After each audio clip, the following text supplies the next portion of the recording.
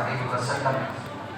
اللهم صل على محمد، اللهم صل على سيدنا محمد وعلى آل محمد كما صليت على إبراهيم وعلى آل إبراهيم، وبارك على محمد وعلى آل محمد كما باركت على إبراهيم وعلى آل إبراهيم في العالمين إنك حميد مجيد.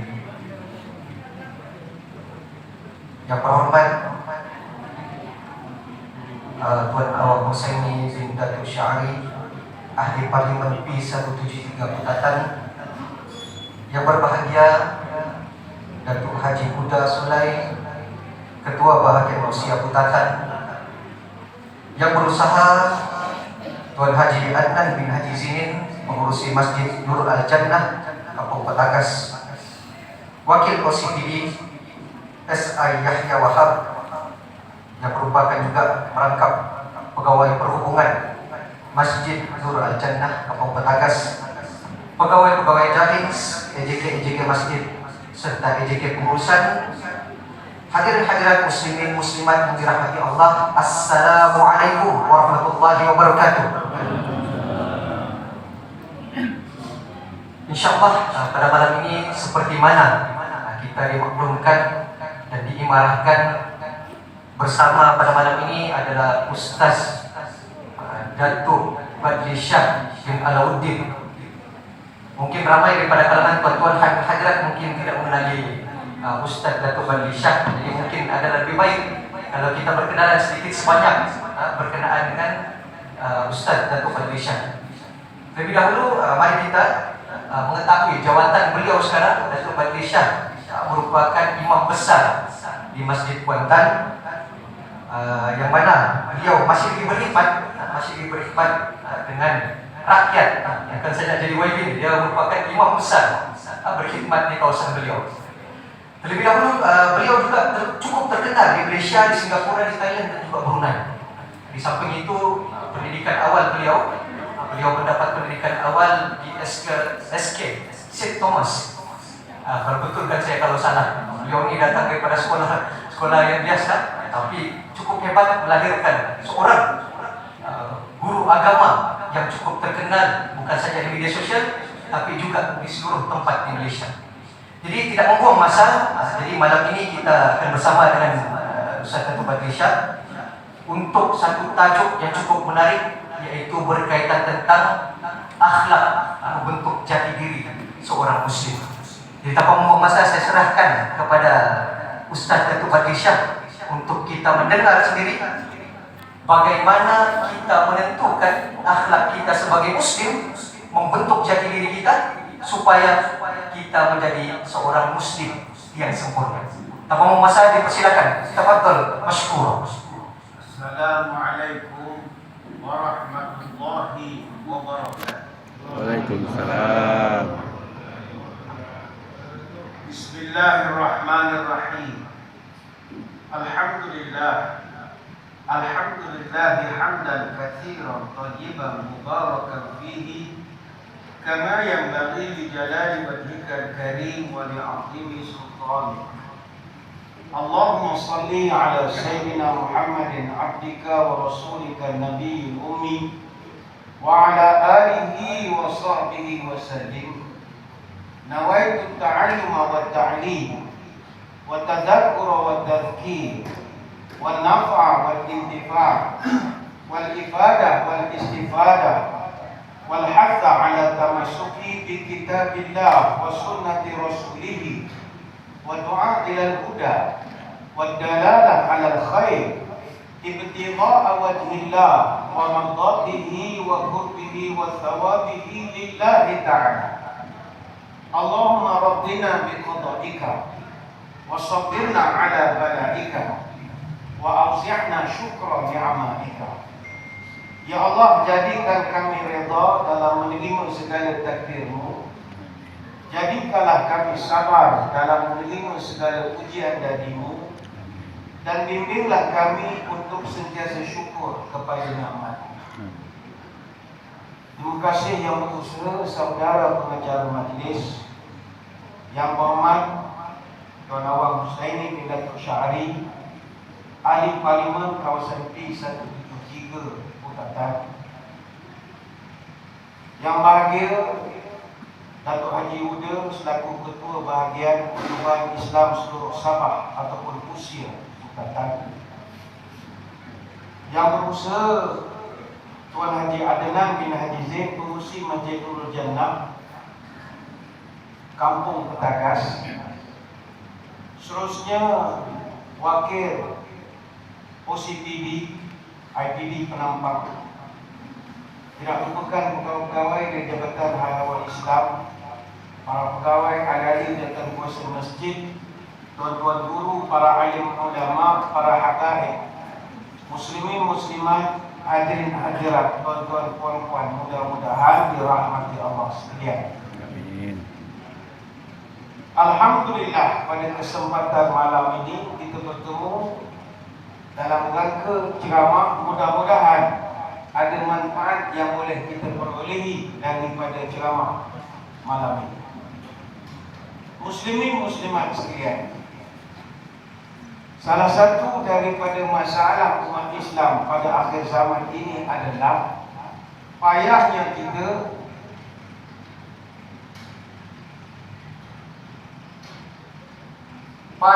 kita untuk konsisten dalam melakukan kebaikan. Sebab itu dalam agama, persoalan konsisten di dalam melakukan kebaikan itu sangat mustahab. Ramai orang boleh melakukan kebaikan, tetapi kebaikannya itu bermusim. Dia buat kebaikan ketika musibah misalnya, naik bot cari orang susah, beri makan, bermusim, tidak konsisten. Ramai orang boleh pergi ke masjid, semayang luar biasa sekali banyaknya, tetapi habis saja musim Ramadan misalnya, tidak lagi dia datang ke masjid. Sebab itu konsisten ini susah. Sebab itulah dalam Quran ada satu ayat yang mana kata para ulama, ayat ini telah membuatkan rambut Nabi SAW jadi beruban. Apakah ayat itu? Kata Ibnu Abbas radhiyallahu anhu, "Manusila ala Rasulillah sallallahu alaihi wasallam ayatan hiya ashadda wa ashaqqa min hadhihi al-ayati alaih." Tidaklah ada satu ayat pun yang diturunkan kepada Nabi yang mana ayat itu sangat berat dan sangat susah dipikul oleh Nabi. Walidzalika qala li ashabihi hina qalu lahu, maka para sahabat ketika melihat Nabi semakin banyak ubannya, lantas mereka menegur, laqad asra ilaika syai', ya Rasulullah, kenapa uban semakin banyak? Maka dijawab oleh Nabi, syayyabatni Hud wa akhawatuha, saya ini jadi beruban gara-gara surah Hud dan juga adik-beradiknya. Hadis riwayat At-Tirmizi. Apakah ayat di dalam surah Hud itu?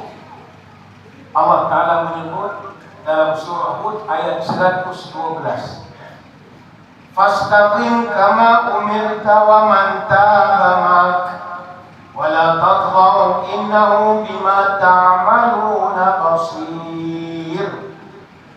Maka konsistenlah kamu, istiqamahlah kamu, sebagaimana telah diperintahkan kepada orang sebelum kamu untuk istiqamah, dan janganlah kamu melampaui batas, kerana sesungguhnya aku melihat apa yang kamu kerjakan. Surah Hud ayat 112. Sebab itu muslimin muslimat sekalian, bukan senang untuk konsisten, bukan senang untuk istiqamah. Istiqamah jadi baik susah. Istiqamah untuk sentiasa berakhlak susah. Sebab itu istiqamah berat. Yang senang istirahat, itu senang.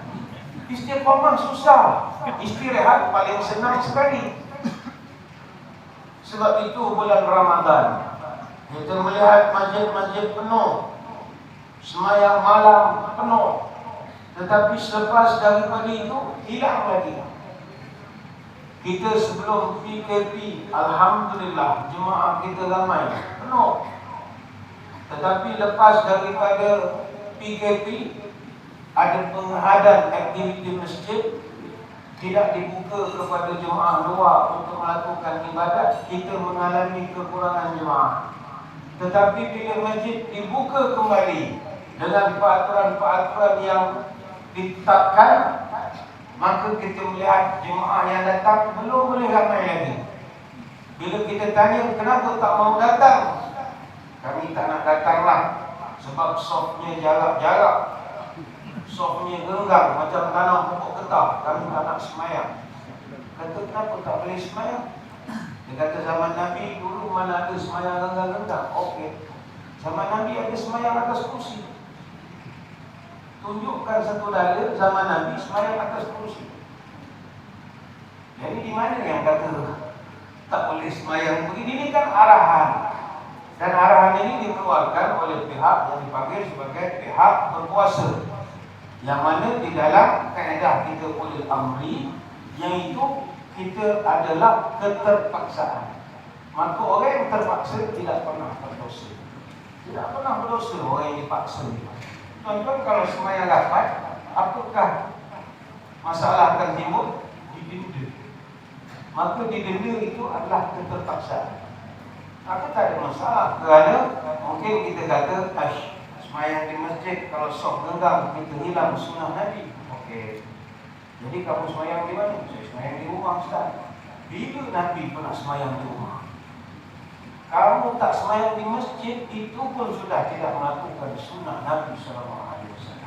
Ya, ini panjang kalau kita nak uraikan, lain tahun dah kita cerita tentang masalah soft genggang. Sebab benda ini perlu diperjelaskan kepada masyarakat supaya mereka tidak mentohmah masjid, bawa ke masjid pakai jabatan agama Islam. Ini perlu diberikan kepahaman. Namun saya lihat sekarang ini dah semakin meriah kembali. Macam kami di Pahang, itu lebih longgar lagi. Masjid sekarang macam tuan-tuan di sini kena ada 200 untuk syarat masuk ke masjid. Kami tak ada syarat 200. Orang putus pun boleh masuk masjid. Tak ada masalah. Orang putus pun boleh. Jadi lebih longgar lagi. Tapi kedatangannya itu sejelas. Sebab itu susah. Istiqamah ini susah. Susah. Sementara lagi kita dah lebih seronok semayang di rumah. Kan seronok semayang di rumah. Habis semayang terus boleh tidur, boleh baring, boleh makan, tengok TV. Kalau di masjid kan cabarannya banyak. Bawa sejadah, pakai mask, kena bawa handphone, kena scan, ambil suhu, macam-macam lah. Kita akan jadi sulit sekali. Jadi kita merasakan taklah datang masjid. Saya menyuruh diri saya dan tuan-tuan sekalian, datanglah ke masjid, semayang berjemaah. Saya ingat dalam masa yang terdekat akan ada keputusan daripada pihak pemerintah untuk merapatkan kembali soft. InsyaAllah. Amin. Tapi nanti kalau dah rapat soft, jangan tak datang. Kenapa kamu tak datang masjid? Kan dah rapat. Allah Ustaz. Tahu tak? Tak boleh salam. Tak ada sunnah Nabi lepas semayang tak boleh salam. Tak syok. La ilaha illallah. Saya ingat dia mati dulu baru dia datang masjid. Disemayangkan jenazah itu, baru dia datang masjid. Jadi istiqamahlah kita. Jangan sampai masjid terpaksa pasang banner taruh depan pagar. Maklumat mencari orang hilang. Hilang waktu subuh, zuhur, asar, maghrib, isya. Kali terakhir dilihat tahun 2020 BC. BC itu before COVID. Tak nampak kan itu. Sebab itu tuan-tuan sekalian, Nabi marah orang yang meninggalkan amalan soleh selepas dia berpenat lelah mengerjakan perbuatan baik. Kata Abdullah bin Amr al-As radhiyallahu anhu, qala li Rasulullah ya Abdullah, Nabi pernah berkata kepada saya, wahai Abdullah, la takun mithla fulanin kana yaqumu lail fataraka qiyamul lail. Kamu jangan ikut perangai si fulan itu. Dulu tiap-tiap malam dia semayang malam di masjid, sekarang dah tak nampak batang hidup lagi. Hadis riwayat Imam Bukhari. Sebab itu tanda amalan kita diterima Allah adalah konsisten. Ada satu kaedah disebutkan min thawabil hasanati al hasanatu ba'daha. Tanda amalan baik kita diterima adalah amalan baik kita itu akan melahirkan amalan baik yang lain. Contoh begini, tuan-tuan, puasa di bulan Ramadan. Apa tanda kita nak tahu sepanjang Ramadan ibadat kita diterima Allah? Tandanya adalah bila masuk bulan baru, bulan Syawal, amalan Ramadan ada continuity. Itu tandanya diterima amalan. Sebulan kita puasa di bulan Ramadan, masuk Syawal, puasa 6. Itu tanda Ramadan diterima. Indikatornya begitu. Sama juga orang pergi Mekah. Macam mana nak tahu dia punya amalan semasa di Mekah diterima oleh Allah? Senang saja. Kalau dia semasa di Mekah hari-hari pergi ke Masjidil Haram, tapi balik ke Malaysia haram pergi masjid, itu tak diterima lah amalan. Tak pernah pergi masjid sejak balik umrah. Kita tanya haji, kenapa tak pergi masjid? Dia kata, nak buat apa pergi masjid Ustaz? Saya punya pahala yang umrah pun makan tak habis. Memang benar kalau kita pergi ke Madinah, Mekah, pahala ratus ribu. Kalau di Madinah fadilatnya 1000, tuan-tuan semayang di sini, pahala tuan-tuan baru berapa? Ribu-ribu saja. Tapi kalau semayang di Masjid Nabawi, 27 kali ganda pahala jemaah. Darab pula fadilat di Madinah 1000, darab pula 8 sejuta lebih. 8 hari punya ibadat, 1 juta orang dapat. Kalau di Masjidil Haram tak terkira banyak. Itu sebab orang kalau pergi haji duduk di Mekah 30 hari lebih. Tak campur kapal terbang delay, kadang-kadang sampai 44 hari. Jadi bila balik haji tak pergi masjid. Orang tanya kenapa kau tak pergi masjid? Aku punya pahala Mekah tak habis lagi. Kalau aku mati esok, Tuhan hutang pula dengan aku. Dia berkira dengan Allah. Ayolah, dalam dunia akhir zaman ini, saya mengajak muslimin muslimat semua, mari kita konsisten, jadi orang baik. Konsisten dalam beribadah. Dalam bahasa agama disebut sebagai istiqamah. Apa makna istiqamah? Istiqamah yastaqimu istiqamatan. Dia semakin dengan perkataan i'tadala ya'tadilu i'tidal. I'tidal yang kita semayang, bila kita rukuk, Allahu Akbar, dan kita bangkit daripada rukuk, dia panggil i'tidal. Sami Allahu liman hamidah. Syarat i'tidal adalah berdiri lurus, seimbang, tidak menggerakkan apa-apa anggota badan. Sebab itu dalam setengah mazhab, kalau i'tidal, Sami Allahu liman hamidah, mereka letakkan tangan kembali di dada. Kenapa? Tak nak berulang. Tapi kita yang mazhab Syafi'i tidak begitu, sekadar letak di kiri kanan. Tapi berapa ramai orang Sami Allahu liman hamidah dihayupkan tangannya macam main buat. Itu tak boleh. I'tidal mesti tegak. Artinya orang yang istiqamah, dia ini lurus, tak ada kona-kona. Al-istiqamah wa yakinayatun minat tamassuki bi amrillah fi'lan wa tarkan wa qawlu fihi. Orang yang konsisten ini, dia sentiasa pegang setiap yang Allah perintahkan, lurus saja, tak ada kona-kona. Istiqamahlah kita dah di penghujung tahun. Teruskanlah momentum kebaikan sampailah usia kita ditutup oleh ilahi. Sebab itu dalam Quran, perkataan istiqamah ini diulang sebanyak 10 kali, 9 ayat dalam 8 surah.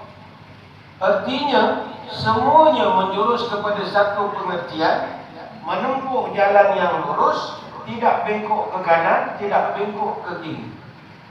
Cuma dalam dunia penuh cabaran ini, ramai orang tak boleh konsisten. Kita nak buat baik, tak boleh nak konsisten sebab cabaran banyak. Tuan-tuan nak ke masjid, baru nak bersemangat, SOP berubah-ubah. Ada masa SOP ini dia tak menentu. Ini bila datang pula varian yang baru, Omicron, berapa ke namanya. Jadi dia kata kadar mutasinya lebih tinggi daripada Delta dan Beta. Mutasinya sampai 10.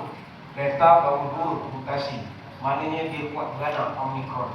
Jadi bila kuat beranak, dia khawatiri benda ni cepat berkembang. Maka sudah pasti akan ada perubahan pada SOP masjid. Kadang kita baru nak semangat, tiba-tiba keluar peraturan warga emas tak dibenarkan. Terpedaya tuan-tuan, baru nak semangat pergi masjid, warga emas tak boleh pula datang masjid. Warga emas kadang diletakkan umur 70 ke atas. Tuan-tuan dah 71, tak boleh pergi masjid. Ramai yang kecewa ketika itu. Tapi sekarang dah tak ada masalah lagi. Di Sabah pun saya tengok warga emas ada, kanak-kanak 10-12 tahun pun ada. Jadi sementara dia boleh keluar, ambil. Nanti kalau ada perubahan, kita payah nak konsisten lagi. Cabaran memang banyak. Cabaran memang banyak. Wangi betul masakan masjid ni ya. Makruh tuan-tuan, ceramah bau makanan. Kata ceramah biar lepas maghrib, jangan berisyak. Kalau berisyak lapar. Dia kalau dalam fiqh, idza hadara al-'asha wa uqimatis shalah fabda'u bil 'asha.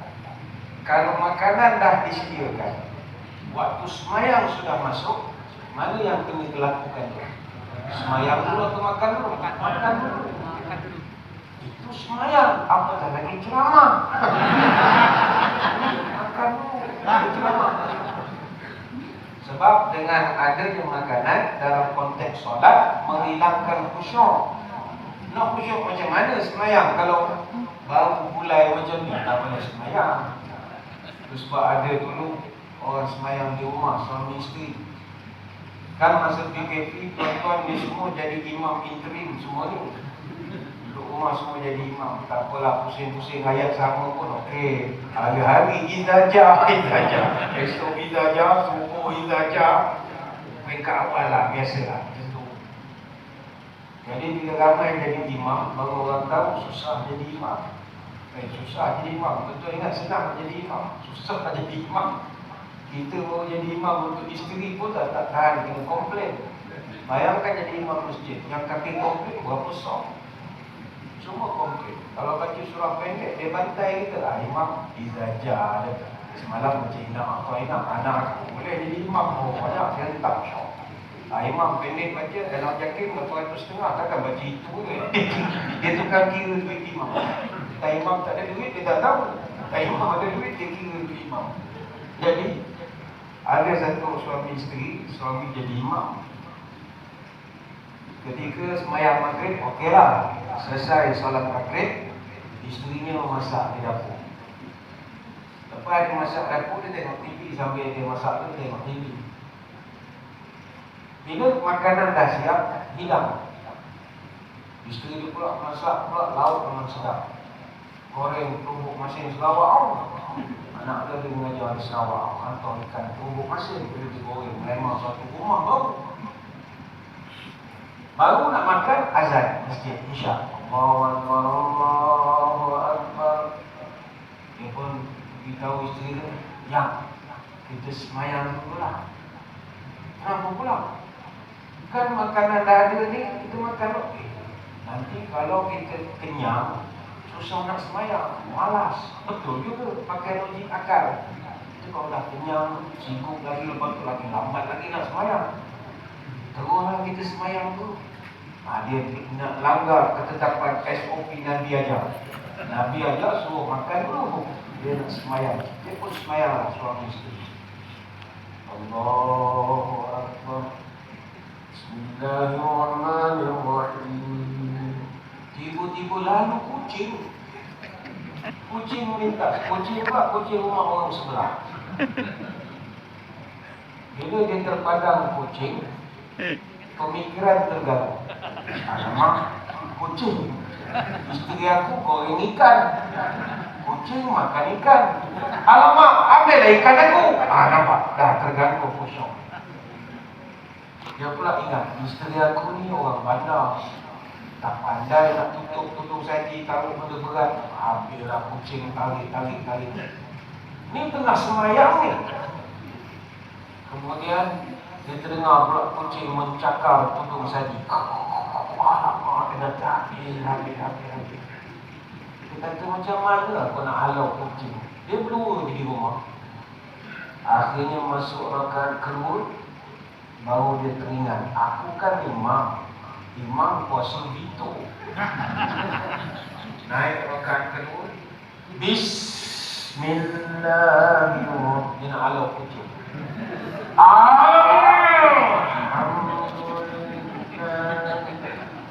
Ihdinas makmum isteri ni kiraat apalah malam dia lain. Nak kata Haf'an Asim lain kira warosh agak ni. Akhirnya semayang jadi huru-hara. Dia kerana tidak ikut SOP yang Nabi ajarkan. Kalau makanan sudah terhidap, makanlah dulu, kemudian barulah semayang. Jadi kalau kita ni pun sepatutnya kita makan dulu. Sama tapi tak apalah, tonton tahan lapar dulu. Sabar itu subur, enggak sabar masuk kubur. Sabar. Untuk nak meneruskan buat kebaikan di zaman fitnah ini, jom kita kuatkan semangat. Hidup di dunia penuh cabaran. Patah semangat binasalah badan. Hidup di dunia godaannya banyak, hilang semangat maruah tercampak. Hidup di dunia banyak masalah, lemah semangat hidup kan susah. Bila semangat kuat dan kukuh, semangat kerja takkan tertangguh. Bila semangat sudah berkobar, menghadapi musuh tidak akan hentar. Bila semangat sudah menyala, sebarang kerja takkan tergendala. Bila semangat sudah menggebu, dicampak, dicabar, tidak akan lain. Bila semangat sudah patah, sebarang kerja takkan mudah. Bila semangat sudah layu, masuk gelanggang mendapat malu. Bila semangat sudah padam, ke darat sesat, ke laut pun karam. Bila semangat sudah melemah, duduk berunding, patahlah lidah. Bila semangat sudah hilang, alamat hidup diperhambut orang. Orang kalau sudah kehilangan semangat, hidupnya itu bagaikan mayat. Bila semangat sudah lari daripada hidup, lebih baik mati. Ayo, jadilah orang yang berpendirian teguh. Duduk tegaknya amatlah kukuh. Diterpa ribut tidak akan roboh. Pendirian teguh, dada pun penuh. Ditipu daya takkan terkecoh. Pendirian tegas, gagah berani, mentaati sumpah, memegang janji. Janganlah kita hilang semangat. Bila semangat makin menipis, tuah tercampak, maruah pun terhakis. Inilah ubat kita nak menghadapi fitnah di akhir zaman ini. Teruskan istiqomah dalam menjalankan ibadah. Teruskan konsisten dalam memiliki sifat-sifat yang mulia, akhlak yang baik. Sebab itu kata Nabi SAW, kata Aisyah radhiyallahu anha, Nabi pernah menyebut, Inna ahabbal a'mali indallah adwamuha wa in qalla. Allah paling sayang kepada satu orang yang buat kebaikan secara konsisten walaupun sedikit. Ini hadis riwayat Imam Bukhari. Ada orang dia buat ibadat terus banyak, tiba-tiba stop. Bandingkan dengan satu orang, amalannya tidak banyak, sedikit tapi konsisten. Basic yang dia buat, tolong orang susah. Tiap-tiap hari dia bersedekah, tiap-tiap hari dia menolong. Bayangkanlah, saya pernah jumpa beberapa orang dalam hidup saya ni, orang-orang yang suka menolong orang, yang saya fikir baik kalau kita boleh tiru kebaikan. Ada satu orang saya jumpa, dia setiap kali berjalan dalam kenderaan, keretanya dalam bonet, dalam boot, mesti ada payung, ada mineral water, adalah biskut-biskut sikit. Saya dulu ingat dia berniaga, rupanya tak. Dia memang standby dalam kereta kan banyak payung-payung free, plan raya tu kan banyak payung ambil takut lampu ni. Jadi rupanya dia ni amalan dia bila dia travel. Katalah dalam perjalanan dia nampak ada kenderaan rosak, dia akan berhenti di tepi. Walaupun dia bukanlah foreman, dia tak pandai baiki, bukan mekanik pun, tapi dia akan santuni orang yang kereta rosak. Khususnya kalau dalam kereta tu ada family, dia akan berhenti, dia akan keluarkan anak-anak, tak nak berlaku seperti di lebuh raya Tilip, baru ini hilang semua anaknya gara-gara disapu oleh trailer. Jadi dia keluarkan budak-budak pergi ke tempat yang selamat, dan dia akan sediakan payung. Sebab kadang-kadang tepi jalan raya bukan semua ada pokok, kadang panas, dia beri payung, dia beri mineral water, dia bagi biskut. Ini memang amalan dia di mana-mana. Asal nampak kereta rosak, dia akan santuni keluarga orang. Lepas itu bila berlaku kejadian di lebuh raya Tilip baru-baru ini, saya membayangkan kalaulah orang macam ni ada di Kuala Lumpur, mungkin kejadian sebegitu tidak terjadi. Selamatkan anak, letakkan. Sebab kita tak boleh nak salahkan kenderaan-kenderaan berat ini. Terutama lebuh raya memang highway itu kenderaan laju-laju semua. Walaupun kenderaan ringan boleh bawa 110, kenderaan berat bawa 80, 90 itu pun dah laju untuk istilah kenderaan berat.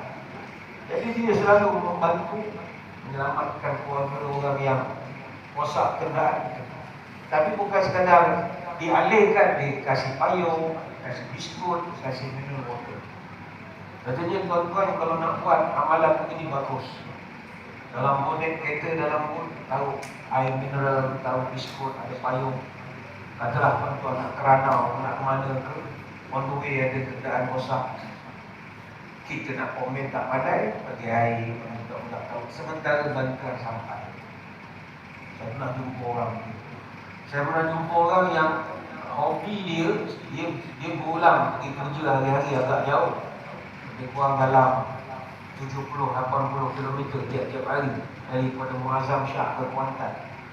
Tiap-tiap hari dia akan mengalihkan di tengah jalan apa saja objek yang ada di tengah jalan. Biasanya lori-lori ni dia punya bunga tayar dia selalu tercabut. Tengah jalan banyak dilanggar oleh budak-budak motor, boleh mati. Jadi dia alihkan. Jadi bila saya tahu dia amalan ini, saya kata ente besok ahli surga lah. Ahli surga, saya bukan ulama ustaz. No, you punya amalan Nabi pernah sebut alihkan duri di jalan-jalan pun, itu pun masuk surga. Jadi bukan duri lagi, tayar lori. Lagi besar bahaya ni. Jadi tuan-tuan pun kalau on the way ada halangan atas jalan, kalau selamat berhenti alih jalan. Tapi kalau tuan-tuan pun mati kena langgar, tak payah alam. Yang selamat, yang selamat. Ini ni semangat ustaz bilang benda berhenti. Jangan ini highway 110, jangan berhenti. Itu telefon paling negara highway. Saya pernah jumpa satu orang di Johor. Dia ni orang bisnes. Dia ada banyak kereta lah, macam yang kereta dia ada. Tiap-tiap minggu dia akan mewakafkan kereta dia untuk digunakan oleh mana-mana masjid untuk mengambil penceramah. Oh, ini luar biasa betul. Caranya dia akan tengok macam kita kan ada banner di tepi jalan. Dia akan baca banner nak cakap, oh ada Ustaz Kazim nak ceramah sekian-sekian. Dia akan call masjid. Hello, Tuan Haji, saya offer nak ambil penceramah dari airport. Saya bawa pergi hotel. Dari hotel saya bawa pergi masjid. Habis ceramah saya hantar. Masjid tak payah fikir kenderaan, saya uruskan semua. Free, saya tak kena ambil apa-apa. Ini wakaf saya saja. Jariah saya untuk nak cari pahala. Ada yang buat begitu. Dan ada masa penceramah ni dia use and abuse jugalah. Ambil di airport, bawa tempat ceramah, habis ceramah hantar Kuala Lumpur. Ada, hantar balik ke KL pun ada. Emergency. Tapi dia hantar. Ini luar biasa. Kalau tuan-tuan perempuan ada nak buat amalan tinggi, silakanlah. Silakanlah. Kadang masjid dia nak anjurkan majlis, okey, kita bantu untuk santuni bawakan ustaz datang untuk meringankan kita. Banyak kebaikan kita boleh buat. Macam contoh, menyantuni anak-anak yatim.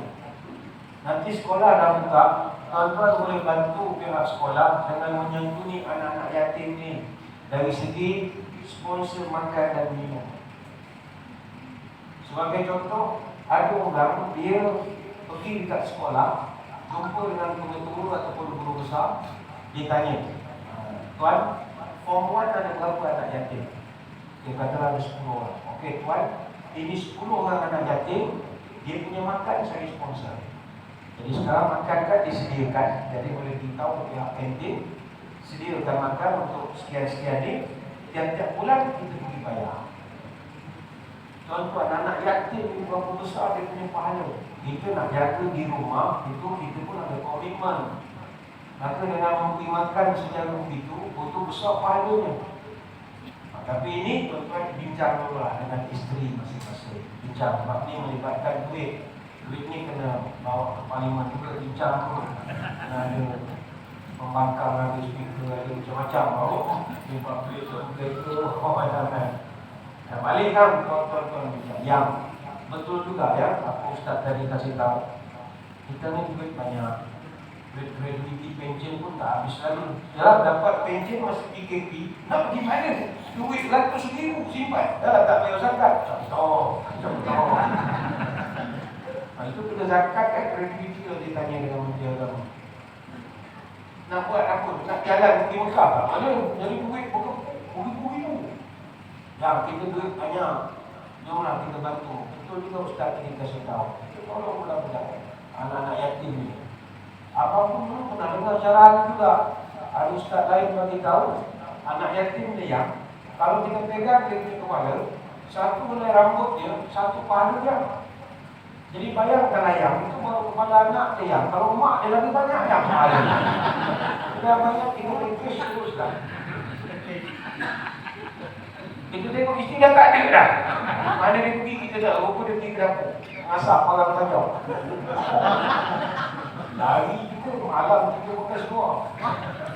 Tapi saya pesan ya, tuan-tuan kalau isteri ukut pakai palang nak potong apa, jangan risau.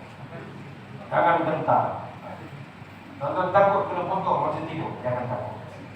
Kalau niat kita ikhlas, walau dipotong, tunggu balik.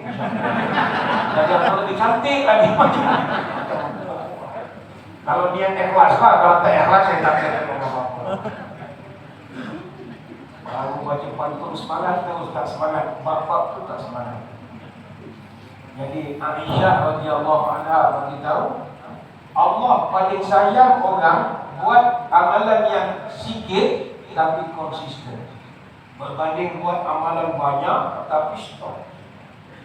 Jom kita konsisten. Yang kedua, dalam Quran surah Al-Jin ayat 16, Allah Ta'ala menyebutkan, wa allahu istaqamu ala tariqati la asqainahum ma'an ghadaqa. Kalau kamu berjalan di atas jalan yang lurus ini, mengikut undang-undang agama ini, kami akan menyiramkan kepada kamu air yang mencukupi. Surah Al-Jin ayat 16. Dalam Quran, kalimat air yang mencukupi itu membawa maksud rezeki yang banyak. Ma'an ghadaqa wal muradu bidzalika si'atur rizki, kata ulama tafsir. Sebab itu dalam Quran apa juga ayat-ayat yang bersifat air itu semuanya rahmat. Saya mengambil kesempatan pada malam ini dalam suasana banyak daripada negeri-negeri di Semenanjung khususnya yang sedang diuji oleh Allah dengan musim banjir yang tidak pernah terjangka.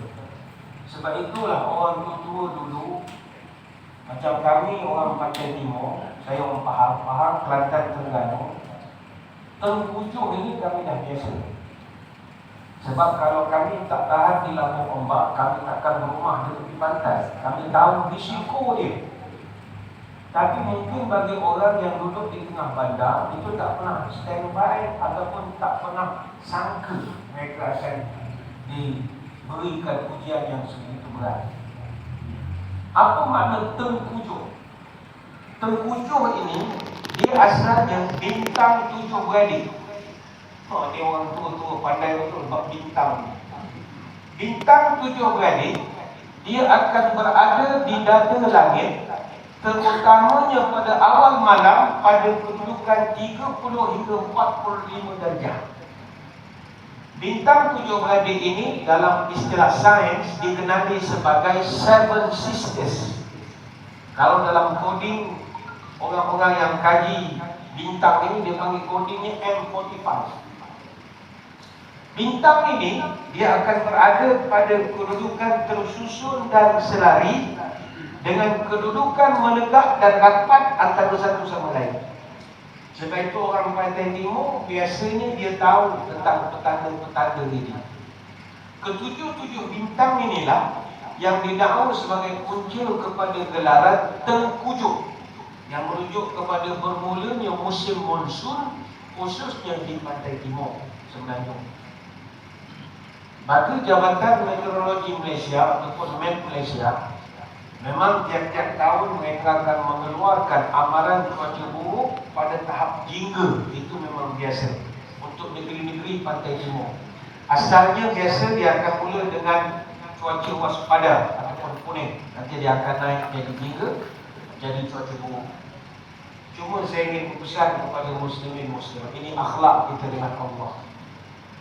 Bila hujan turun, jangan mengecam hujan, jangan mencela hujan. Aduh, hujan lagi. Hujan lagi. Aduh, aku baru nak main golf. Baru nak main golf. Biasa contohlah orang main golf, kalau tengok mendung, kecewa dia. Aduh, tak main golf lagi aku hari ni. Ataupun anak-anak muda kita yang pandang, itu marah betul kalau hujan. Aduh, hujan lagi. Macam mana aku nak hantar ni? Rider selalu marah. Biasa orang naik motor, marah hujan. Orang yang exercise naik basikal, oh, bukan main lagi. Basikal. Tuan-tuan kalau kayuh basikal, janganlah pakai ketat-ketat sangat. Kalau perempuan tak pun, laki-laki buruk betul. Kalau badan, ini contoh saja. Kalau badan, kaki, betisnya besar botol mineral, tak perlu. Dia punya perlu, ya Allah. Kita dekat kita tengok, hilang Fatihah. Janganlah ketat sangat. Biasa orang exercise, marah betul kalau hujan. Jangan. Saya menjemput diri saya dan tuan-tuan, kalau ditakdirkan kita di KK, di hujan ke apa tu, jangan marah. Ini akhlak kita. Yang boleh kita buat adalah mengambil barakah. Tahukah tuan-tuan, hujan ni berkat? Hujan ni berkat. Kata Anas bin Malik radhiyallahu anhu, dia ni khadam Nabi, dia kenal betul Nabi. Khadam ni istilah dalam hadis. Kalau dalam istilah pentadbiran SUSK, setiausaha sudut kanan, dia paling tahu perangai Nabi. Kata Anas bin Malik, kami pernah kehujanan bersama baginda Rasul. Kemudian bila hujan, Nabi akan singkapkan sedikit bajunya supaya air hujan itu terkena pada badannya. Kemudian kami pun bertanya, ya Rasulullah, kenapa Tuhan buat begitu? Kata Nabi, li'annahu hadithu ahdi bi Rabbih ta'ala. Kata Nabi, aku buat begitu kerana ini hujan adalah makhluk Allah terkini yang diciptakan. Hadis riwayat Imam Muslim. Kita kalau beli barang, kita suka yang produk the latest. Kalau beli kereta, apa model yang paling latest? Kalau boleh kereta, biar seatnya itu dalam plastik lagi. Kalau kita beli handphone, pun mau yang latest. Biasa pakai iPhone, yang ada pula yang 13 macam-macam. Jadi Samsung sentiasa akan ada yang the latest. Tahukah tuan-tuan bahawa makhluk Allah juga ada ciptaan yang latest? Ada. Siapa? Isteri kita. Ini bukan latest lagi, ini old school. 70, 60, kan latest lagi. Makhluk Allah yang paling latest hujan. Sebab itu Nabi SAW bila hujan saja dia akan begitu bergembira sekali. Sehingga kan kata para sahabat, apabila hujan turun, kata Ibnu Abbas, innahu kana idza amtaratis sama'u yaqul ya jariyah. Nabi kalau hari hujan dia akan panggil pembantunya, wahai pembantuku sekalian, akhriji sarji, akhriji thiyabi, keluarkan peralatan-peralatan aku. Kemudian kata Nabi, wa yaqul wa nazzalna minas sama'i ma'an mubarakah. Nabi suruh pembantunya bawa keluar barang. Maka kata Nabi, sesungguhnya Allah berfirman, kamilah yang menurunkan dari langit air yang penuh barakah ini. Ini Allah dalam surah Qaf ayat yang ke-9. Tuan-tuan, satu-satunya air yang dalam Quran disebut air yang berkat adalah air hujan. Kalau tuan-tuan punya bayangan air yang berkat dia air apa? Orang selalu kata air yang berkat ni air bekas minuman para kiai. Oh, itu berkat ustazan. Kalau pagi penceramah, Habib-Habib serempat besar apa semua, kalau dia minum, kalau tak habis, dia balik, semua orang terkejut nak ambil air. Semua minum, sebab nak ambil barakah. Barakah. Saya sendiri selaku penceramah kecil-kecilan pun ada juga orang nak ambil barakah, tapi kadang nak makan nasi dapat ceramah, datang kok pinggan. Ustaz, tolong gaul nasi.